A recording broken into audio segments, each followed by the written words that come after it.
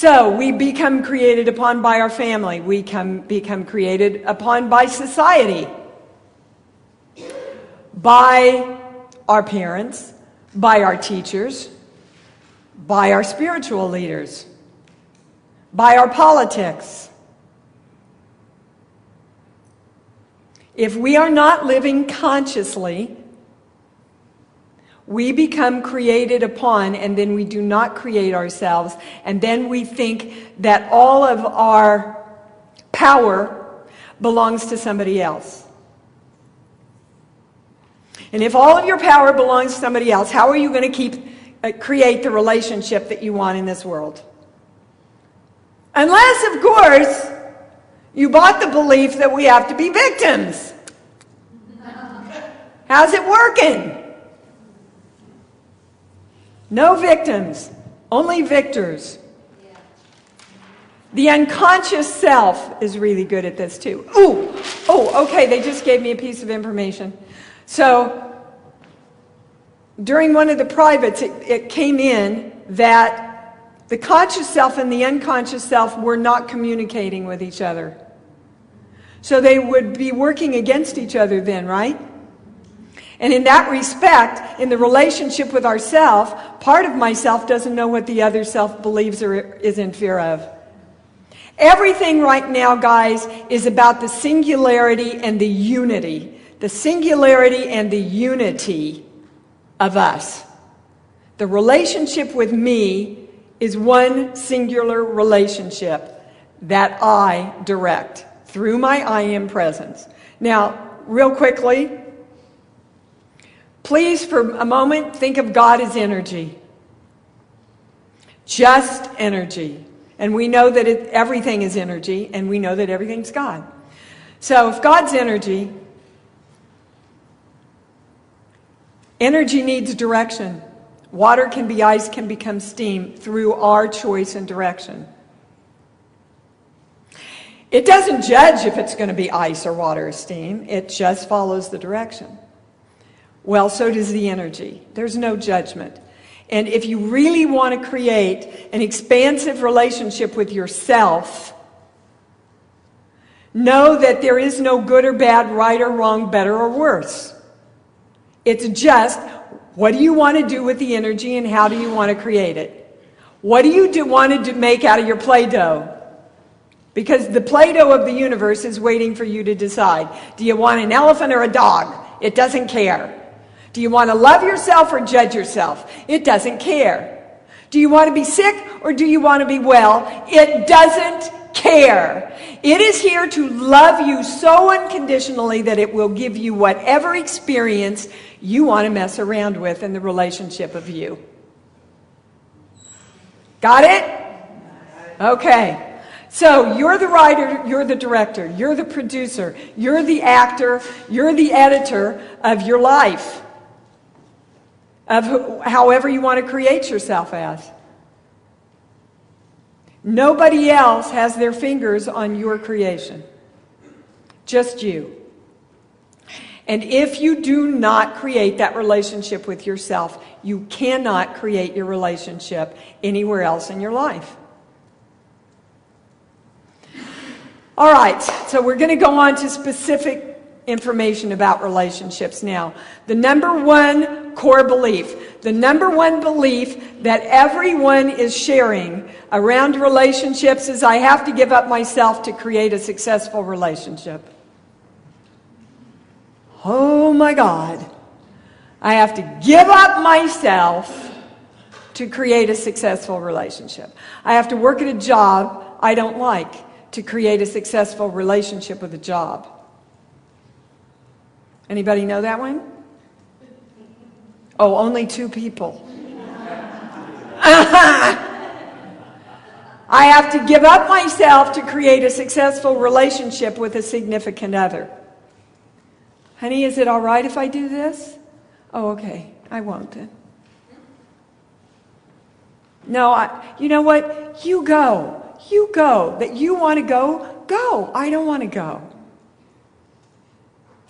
Oh, you'll be mad if I don't go? All right, I'll go. Anybody ringing a bell out here anywhere? Yeah. Okay. So that's got to tell you there's a belief in place that you will not be loved unless you give up yourself somehow.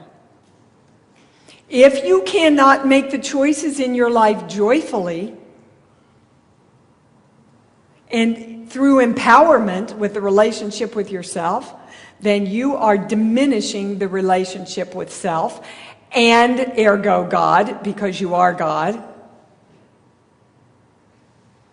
And then the universe says yes. And you wonder then why your boss starts taking advantage of you all the time. Hi, universe, I have to give myself up to create a good relationship. I want you to work 5 hours of overtime and you're not getting paid. Hi, could you take this work because she didn't get it done? She needs to leave. Sorry, not going to make as many tips this week. I have to give up myself in order to get what I want. And what I want is a loving, free, successful relationship. Okay, what that means, here we go, is we are codependent on each other to define who we are. Wake up! Everybody got that one? We are codependent on other people, other things outside of ourselves to define who we are.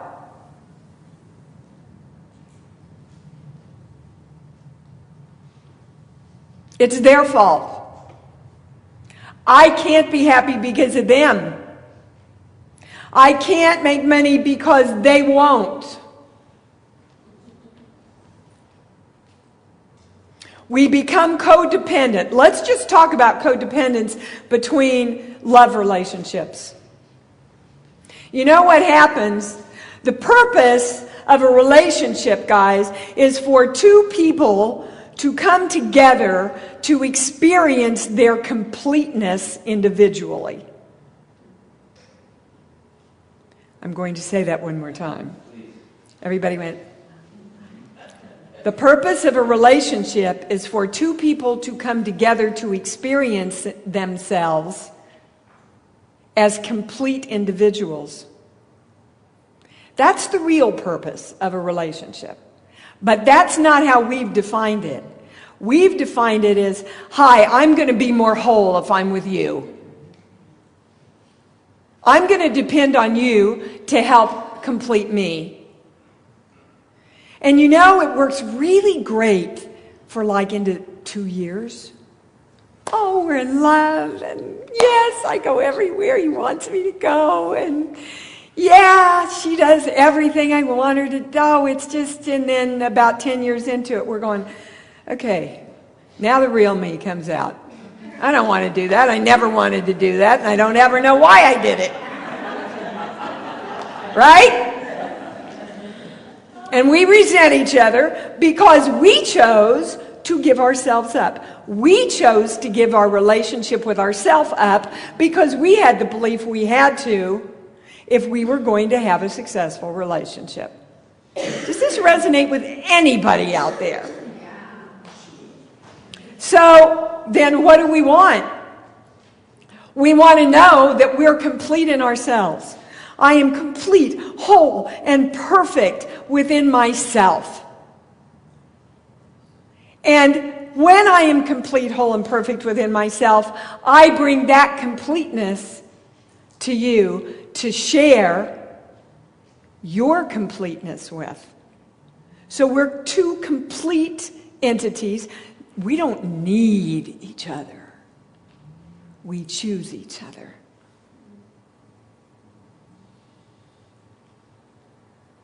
Let me say it again. We don't need each other. We choose each other out of empowerment. And if we don't create that in the relationship with ourselves and with our significant others, 10 years into it, we resent ourselves a lot. Because we've lost our power, we've lost the definition of who we really are, and we've enabled them. And they get pissed off because they've become weaker, because they've given in, because you've enabled them and they've enabled you, and we have two people going, I don't know who I am anymore. This isn't me. Right? So, the first and most important relationship is to complete yourself before you go into a relationship with anybody or anything else. What do I stand for? What do I believe? What's my intention of creation? How magnificent am I as the creator of me? Wow, I'm pretty awesome. Let me take that into a relationship. Let me take that into being an actress. When I walk in that room knowing I'm talented, I have a lot to share, I am really complete. You know what? I'd love to have this job, but do I need this job to be complete and know that I'm an actress and know that I rock? Absolutely not, and it's a good thing. Because actors, if they're lucky, book 1 out of every 10 jobs. And that's a challenge of every actor. Can they hold on to their focus? Can they hold on to feeling great and knowing even when they don't get the job? I mean, it's a perfect metaphor for what we're all looking at in our lives. Thank you for listening to this sample from one of Dee Wallace's enlightening webinars. If you liked what you heard and would like to listen to the complete webinar, click the link in the description below. This is but a small sampling of the many awesome downloads, archived shows, enlightening webinars, and amazing free offerings available at www.imdwallace.com.